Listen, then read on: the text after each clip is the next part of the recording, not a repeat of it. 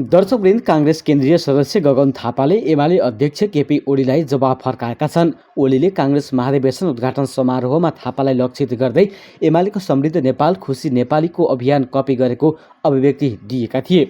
आदरणीय केपी ओलीज्यू, चौथो महाधिवेशनको पूर्व सन्ध्यामा स्नेही काङ्ग्रेस जनमास सल्लाह सुझाव र छलफलका लागि मैले प्रस्तुत गरेको समुन्नत नेपाल सम्मानित नेपालीको अवधारणा तपाईँले पनि पढेको थाहा पाएर खुसी लाग्यो, तर टिप्पणी चाहिँ अलि हतारमा गर्नुभएछ, थापाले ट्विटरमा लेखेका छन्।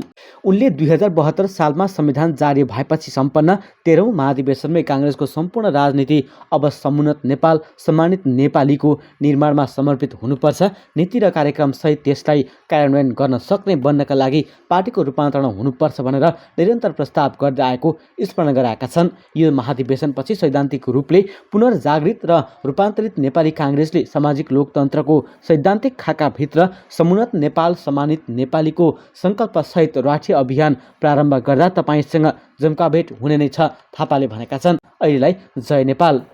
यसैबीच नेकपा एकीकृत समाजवादीका अध्यक्ष माधव कुमार नेपालले चुनावी तालमेल बाहेक अन्य कुनै पार्टीसँग एकीकरणको सम्भावना नरहेको बताएका छन्।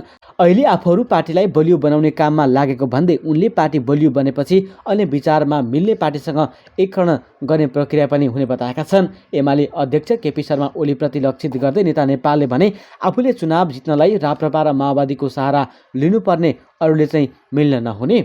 नेता नेपालले न्यायोचित कार्यका लागि मिलेर जाने उल्लेख गर्दै राष्ट्रिय सभादेखि स्थानीय निर्वाचन हुँदै मिलेर जाने सहमति गरिसकेको बताएका छन्। नेपालले एमालेमा रहेका कतिपय नेताको घरमा बिहान हराएको परिवारको सदस्य जस्तै भएको उल्लेख गर्दै केपी ओलीको प्रवृत्ति बुझेपछि एकीकृत समाजवादीमै आउने दावी गरे। नेपालले पछिल्लो समय राजतन्त्रले टाउको उठाउने प्रयत्न गरेको भन्दै अब पुरानो इतिहास नदोहोरिने समेत बताए। नेता नेपालले केपी शर्मा ओलीले झ्याल ढोका थुनेर विचार राख्न नदिएपछि एमाले छाड्नु परेको बताएका छन्। विचार र मत विमत राख्न नदिएपछि आफूले ठूलो मेहनतका साथ बनाएको एमाले पार्टी छोड्नु परेको उनले बताए।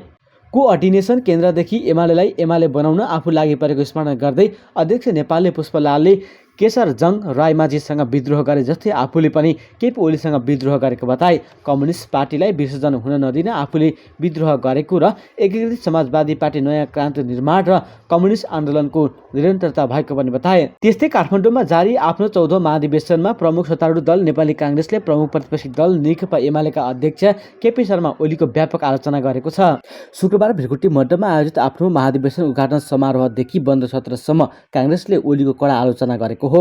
उद्घाटन समारोहमा प्रधानमन्त्री समेत रहेका काङ्ग्रेसका सभापति शेरबहादुर देउवाले आफूलाई पार्टीको नेतृत्वमा निरन्तरता दिँदै अधिवेशन प्रतिनिधिहरूसँग मत माग्दा ओलीलाई तानाशाहीको संज्ञा दिए अनि आफ्नो पहलमा गठबन्धनको सरकार बनाएर जनतालाई ओलीको निरङ्कुशताबाट मुक्ति दिएको बताए।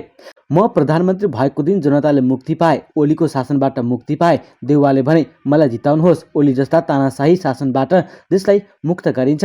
यस्तै उद्घाटन समारोह समापनपछि आयोजित बन्द सत्रमा पनि ओलीको कडा आलोचना गरिएको छ। महाधिवेशनको बन्द सत्रमा काङ्ग्रेसका महामन्त्रीद्वय शासक कोइराला र पूर्णबहादुर खड्काद्वारा प्रस्तुत संयुक्त प्रतिवेदनमा ओली नेतृत्वको सरकारलाई अधिनायकवादी, सर्वसत्तावादी, निरङ्कुश, स्वेच्छाचारी भनिएको हो। तत्कालीन प्रधानमन्त्री केपी शर्मा ओली नेतृत्वको नेकपा एमालेको सरकारले गरेको प्रतिनिधि सभा विघटनको कदम अधिनायकवादी, सर्वसत्तावादी, निरङ्कुश, स्वेच्छाचारी चरित्रबाट उत्पन्न लोकतान्त्रिक मूल्य मान्यता र संवैधानिक व्यवस्था प्रतिकूल बदनियतपूर्ण निन्दनीय कार्य हो भनी नेपाली काङ्ग्रेसले प्रश्न पारेको थियो। प्रतिवेदनमा भनिएको छ, केपी ओली सरकारले पटक पटक जनताको प्रतिनिधिमूलक संस्था प्रतिनिधि सभाको विघटन गरी मुलुकमा राजनीतिक अस्थिरता र सङ्कट निम्त्याउने कोसिस गर्यो। फलस्वरूप नेपाली काङ्ग्रेसको नेतृत्वमा प्रतिगमनको विरुद्ध लोकतान्त्रिक प्रगतिशील शक्तिहरूका बीच सहकार्य र एकता गरी अगाडि बढ्ने वातावरण तयार भयो। त्यस्तै नेकपा एकीकृत समाजवादी पार्टीका अध्यक्ष माधव कुमार नेपालले नेपालमा अब राजतन्त्र फर्किने कुनै पनि सम्भावना नभएको बताएका छन्। बरु पार्टी खोल्न वा व्यापारमा लाग्न पूर्व राजा ज्ञानेन्द्र शाहलाई सुझाव दिएका छन्। शुक्रबार नेपाली काङ्ग्रेसको 14औं महाधिवेशनको उद्घाटन समारोहलाई सम्बोधन गर्दै नेपालले 16 वर्ष पहिले दलहरू लोकतन्त्रको रक्षाका लागि गणतन्त्र बाहेक अरू उपाय छैन भन्ने निष्कर्षमा पुगेको सम्झिए। तर अहिले कालो बादल मडारिन खोजेको भन्दै उनले भने प्रतिगामी तत्त्वलाई भन्न चाहन्छु, फेरि शिर उठाउने दुस्साहस नगर्नुहोस्। अब नदीको प्रवाह अगाडि बढिसकेको छ। नेपालमा राजतन्त्रको कुनै पनि भविष्य नरहेको भन्दै उनले राजतन्त्र फर्काउने दुस्साहस नगर्न लिङ्गदेनप्रति कटाक्ष गरेका हुन्। यस्तै नेपाली काङ्ग्रेसको आगामी नेतृत्वका लागि संस्थापन पक्ष र काङ्ग्रेसभित्रको तेस्रो धार मानिएको कृष्णप्रसाद सिटौला पक्ष एक ठाउँमा उभिने सम्भावना बढेको छ। महाधिवेशनको उद्घाटन सत्रपछि सभापति शेरबहादुर देउवा र नेता सिटौला बीच भएको छलफलपछि दुवै समूह महाधिवेशनमा मिलेर अघि बढ्न सहमत भएका हुन्, तर सहमतिको अन्तिम मोडालिटी भने तय हुन बाँकी छ। सिटौला निकट नेता भीमसेन दास प्रधानका अनुसार युवा नेता प्रदीप पौडेललाई सिटौलाले देउवा समूहबाट महामन्त्रीमा उठाउने सहमति बनेको हो। यसैगरी थारू क्लस्टरबाट सहमहामन्त्रीमा नेता उमाकान्त चौधरीलाई अघि सार्ने दुई नेता बीच सहमति बनेको छ। यो सहमतिका लागि शुक्रबार राति छलफल भएको हो। नेपाली काङ्ग्रेसको रामचन्द्र पौडेल पक्षको बैठक 32 पुतली स्थित अनुपम फुडल्यान्डमा जारी रहँदा बाहिर कार्यकर्ताहरूले नाराबाजी गरिरहेका छन्। सहमतिमा साझा उम्मेद्वार तय गर्न दबाब दिँदै भित्र बैठक बसिरहेका बेला कार्यकर्ताहरूले बाहिर नाराबाजी गरिरहेका हुन्। उनीहरूले कुनै पनि हालतमा पौडेल पक्षले साझा उम्मेद्वार तय गर्नुपर्ने भन्दै तय नगरे ढोकाबाट बाहिर निस्कन नदिने चेतावनी दिइरहेका छन्। अधिकांश महाधिवेशन प्रतिनिधि समेत 32 पुतलीमा रहेका छन् भने उनीहरूले देउवालाई टक्कर दिन साझा उम्मेद्वार जरुरी रहेको बताएका छन्। पौडेल पक्षमा 4 जना नेताहरू पौडेल सहित प्रकाशमान सिंह, शेखर र शासन कोइराला सभापतिको आकांक्षी रहँदा सहमति जुटाउन महाभारत भएको हो। अहिले सहमति जुटाउनकै लागि पौडेल पक्ष केन्द्रीय सदस्य सहित 4 आकांक्षीको बैठक चलिरहेको छ। पौडेल पक्ष 32 पुतलीमा व्यस्त हुँदा भ्रिकुटी मण्डपमा उनीहरूको सहमति बिना बन्द सत्र सकिएको छ। बन्द सत्रबाट विभिन्न प्रतिवेदन पारित भएको छ।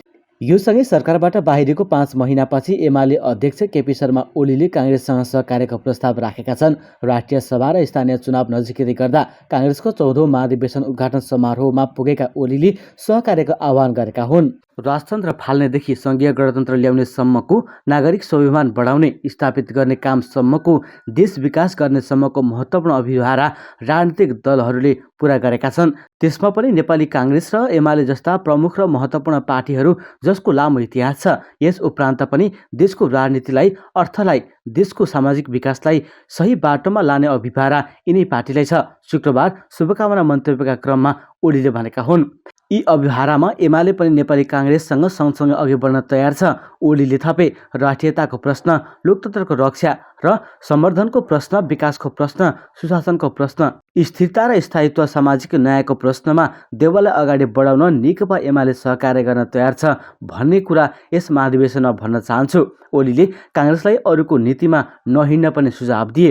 नेपाली काङ्ग्रेस अरूका नीतिमा पछाडि होइन, आफ्ना नीतिमा अरूलाई हिँडाओस्। यस महाधिवेशनले शेरबहादुर प्रधानमन्त्री मात्र होइन, सरकारको नेता हुनुहोस् भन्ने मेरो शुभकामना छ, ओलीले देउवालाई भने। गत असार 28 गते सर्वोच्च अदालतले संसद विघटन गर्ने ओलीको कदमलाई असंवैधानिक ठहर गर्दै काङ्ग्रेस सभापति शेरबहादुर देउवालाई प्रधानमन्त्री नियुक्त गर्न परमादेश दिएको थियो। त्यस यता काङ्ग्रेस नेतृत्वको गठबन्धनले सरकार चलाइरहेको छ। माओवादी केन्द्र, नेकपा एकीकृत समाजवादी, राष्ट्रिय जनता पार्टी, राजपा सहित जनमोर्चा गरी 5 दलीय गठबन्धन चलेको छ। गठबन्धनको सरकारलाई परमादेशको सरकार भन्दै आएका ओलीले अचानक काङ्ग्रेससँग सहकार्यको प्रस्ताव गरेका हुन्। पुष्पकमल दाहाल प्रचण्ड, माधव कुमार नेपाल, उपेन्द्र यादव, रामचन्द्र पौडेल लगायत गठबन्धनका शीर्ष नेताहरूको सामुन्ने ओलीले अब देशलाई अघि बढाउने पार्टी काङ्ग्रेस र एमाले मात्र भएकोले सहकार्य जरुरी भएको बताएका हुन्। ओलीले काङ्ग्रेससँग यस्तो प्रस्ताव किन राखे त?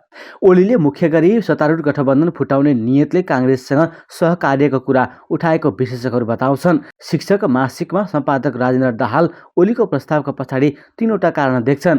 पहिलो, अतिथि भएर गएपछि त्यो कार्यक्रममा सकारात्मक कुरा गर्ने प्रचलन नै छ। दाहालले भनेका छन्, ओलीले काङ्ग्रेसको मञ्चमा त्यही व्यवहार देखाएका हुन्। देशभरबाट छानिएर आएका काङ्ग्रेसका डिकेटिटर र भ्याकुडेट कार्यकर्ताको पक्षमा बोलेर माहौल बनाइदिएका हुन्। महाधिवेशनमा बोल्ने कसैले पनि काङ्ग्रेसलाई गाली नगरेको उनले उल्लेख गरेका छन्। दोस्रो, ओलीले अघि सारेको सहकार्यको प्रस्ताव गठबन्धनमा फुट पैदा गर्ने हिसाबले आएको छ। दाहालले भने आफ्नो राजनीति अघि बढाउन अघि ओलीले प्रचण्ड माधव नेपाललाई देउवाबाट टाढा बनाउन यस्तो प्रस्ताव राखेका हुन्। सत्तारूढ गठबन्धन देउवाको नभई प्रचण्ड माधवको चाहनामा बनेको दाहालको भनाइ छ। केही दिन अघि एक अनलाइनसँग कुराकानी गर्दै उपमहासचिव प्रदीप गेवालीले यो गठबन्धन धेरै दिन नटिक्ने दावी समेत गरेका थिए। त्यस्तै गरी तेस्रो काङ्ग्रेससँग साँच्चै सहकार्य गरेर आफू अनुकूल परिस्थिति बनाउन सकिने ओलीको ठम्याइ छ। दाहालले भने नेकपा एमाले संसदको सबैभन्दा ठूलो पार्टी हो। ठूलो पार्टी बाहिर बसेर साना पार्टीहरूले सत्ता चलाइरहेको हेर्न ओलीले सकेका छैनन्। ओलीको प्रस्तावलाई अस्वाभाविक रूपमा लिँदा काङ्ग्रेसलाई फाइदा नहुने पनि दाहालले बताएका छन्। ओलीको सहकार्यको प्रस्तावले प्रचण्ड नेपालको मनमा चिसो परिरहन्छ र उनीहरू एक हुँदैनन्। देउवालाई कम्युनिस्ट बीच विभाजन कायम राख्न यसले सघाउ पुर्याउँछ, दाहालको भनाइ छ।